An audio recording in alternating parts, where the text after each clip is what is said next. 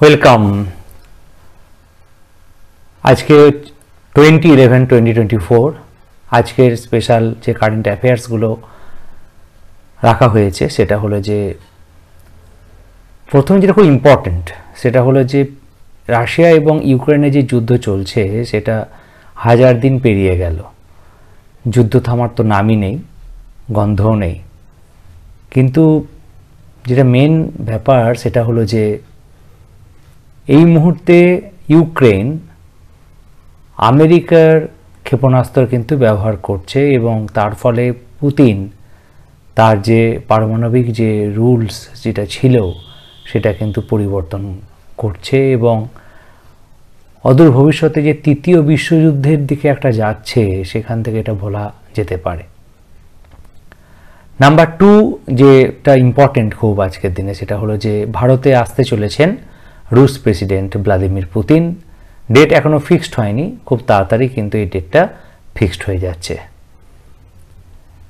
Next যে খবরটা দিকে আমরা চোখ রাখবো সেটা হলো যে জাপানে কিয়োতোকা হিরান নামে এক ব্যক্তি কফিন কাফে উনি চালু করেছেন।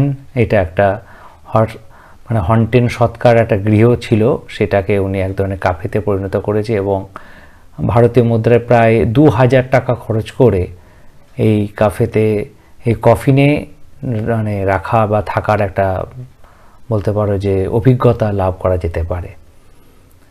নেক্সট যেটা খবর সেটা হচ্ছে ভারতের সময় মঙ্গলবার ভোরে এলেন মাস্কের স্পেস এক্সের ফ্যালকন 9 যে রকেটে চেপেই ভারতের ইসরো GSAT-N2 মহাকাশে পাড়ি দিল এবং ভবিষ্যতে হয়তো দেখা যেতে পারে প্লেনে থেকেই কিন্তু এবার ইন্টারনেট পরিষেবা পাওয়া যাবে এবং সেটা খুব বেশি দেরি নয়, খুব তাড়াতাড়ি হয়তো এই সম্ভাবনা আসতে চলেছে।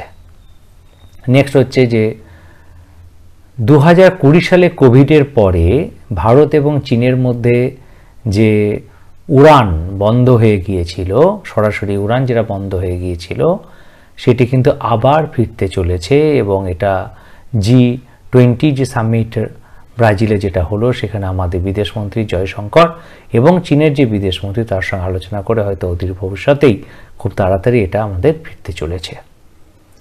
নেক্সট হচ্ছে ইডেন গার্ডেনে এতদিন আমরা সৌরভ গাঙ্গুলি পঙ্কজ দ্বারা আমরা দেখেছিলাম স্ট্যান্ড ছিল সেখানে, তার সঙ্গে আরেকটি নাম যোগ হলো, সেটি হচ্ছে ক্রিকেটার, মহিলা ক্রিকেটার অবশ্যই ঝুলন গোস্বামীর নামে একটি স্ট্যান্ড তৈরি হচ্ছে ইডেন গার্ডেনে।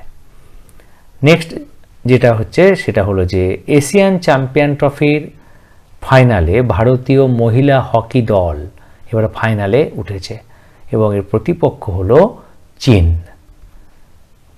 ঠিক আছে, এবং দেখতে থাকো তোমরা আমার এই channel my English book MEB।